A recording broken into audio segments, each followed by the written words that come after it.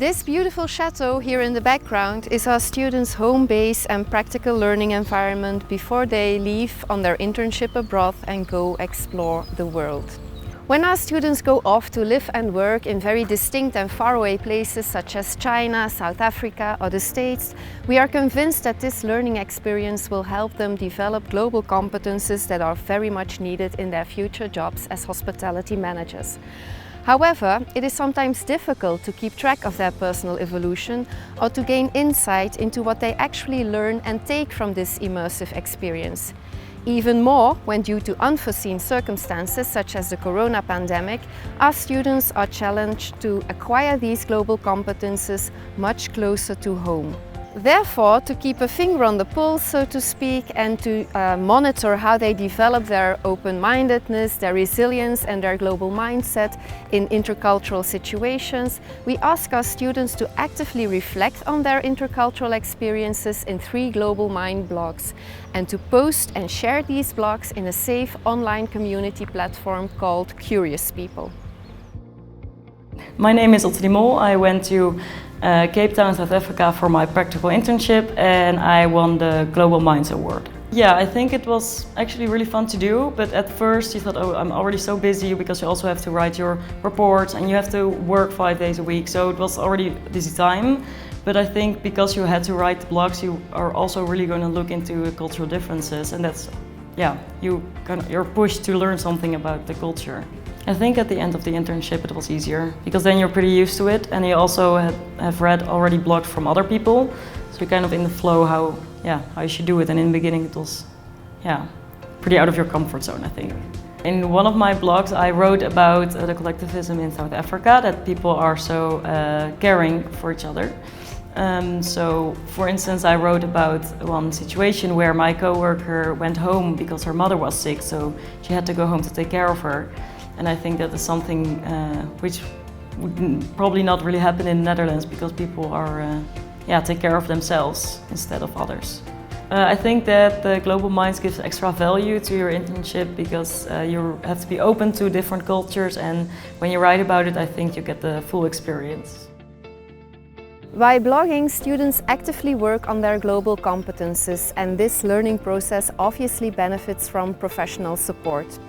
First of all, senior year students moderate a blogging platform, keep in touch with the interns and provide feedback to their blogs.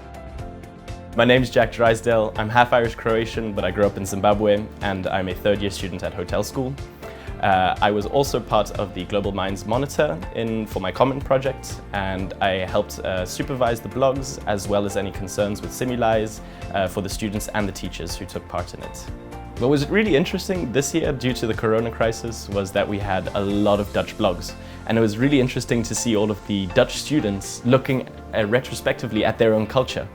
And I think it was just the understanding of seeing these students look at themselves and the people around them in a more critical manner that I found really interesting, especially when I got to learn a lot about politics and the opinions of the Dutch people towards the industry and to the different cultures that are living in the Netherlands. So I didn't get the exposure on the global minds from across the world. However, I got a really good insight into the Netherlands. Obviously, providing feedback is very important, and I think this was something that I worked on over the course of the Common Project, because at first it took me a lot of time to give the feedback, because you wanted to be very critical at the same time as helping them move forward in terms of their blog writing. So I really learned how to provide positive critical feedback for the students, as well as to be able to work efficiently. Sometimes the lack of respect, especially because I had a lot of Dutch students. Sometimes they were really tiptoeing on the line of being disrespectful to even their own cultures, but to other cultures as well. And so sometimes you had to be a bit strict on it and phrase it in a way that this is actually not the correct way to say it. Please find another way to phrase it so that you are more respectful towards this culture. But at the end of it, it was really positive to see how they grew in terms of expressing themselves towards different cultures, even to their own culture. See, if you were to just go on your internship and start working and not analyze what is happening around you, you're just going to be focusing on the work aspect of it. It's easy to just go into a new culture and to assimilate yourself and just work a 9-to-5 job or a 4 until close and not be aware of the differences. You'll notice them, but you'll just notice them in passing. And I think the blogs definitely add this aspect of thinking of creative blogs that add on to their value as an intern in another country. And last but not least, the students' main anchor point is their internship supervisor, who besides coaching them throughout the entire internship process, also reads and grades the blogs. My name is José Sanchez. I'm actually a Spanish teacher. I'm a Colombian. At the Global Mind, I'm supervising the blogs. Of course, I'm giving comments and also supervising the students who are abroad. I think the most important things for the blogs is create this cultural awareness. I mean, the good thing is that the students will start looking at the world from a different perspective.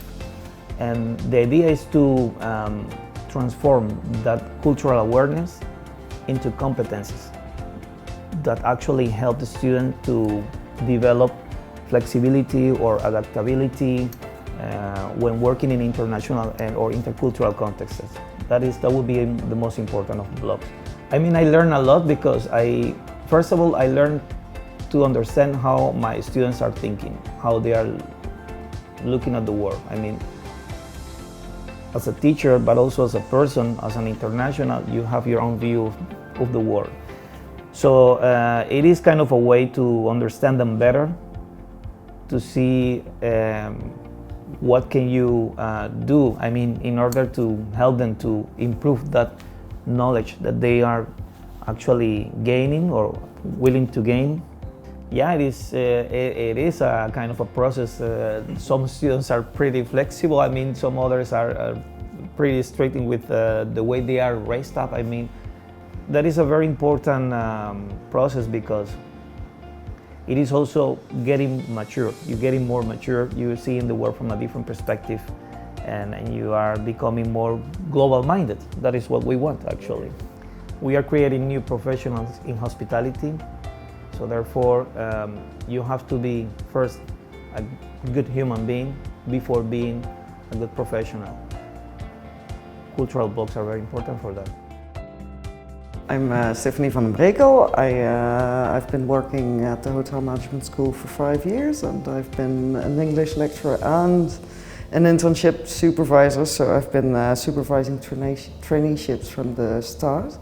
Yeah, so what happens when they have to write a blog is, of course, that they need to think about what they're experiencing. No?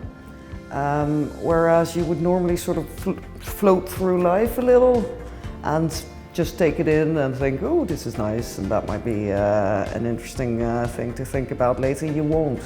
Whereas when you have to write a blog, you have to sit down and think about the things that you've noticed, the intercultural communication, intercultural experiences within the internship, like in housekeeping, where there's usually people. I'm an internship supervisor in London, and there you will find lots and lots of people from different countries.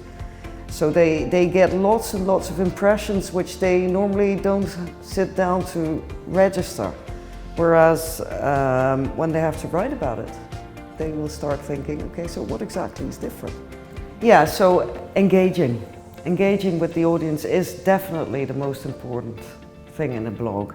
If you don't do that, it becomes this sort of account that you read from somebody that doesn't really reach out to you. So engaging is important, telling stories, sharing your experiences.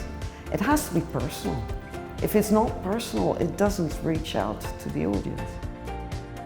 So to wrap up, these Global Mind blogs contribute in an effective and fun way to the achievement of sustainable international learning outcomes.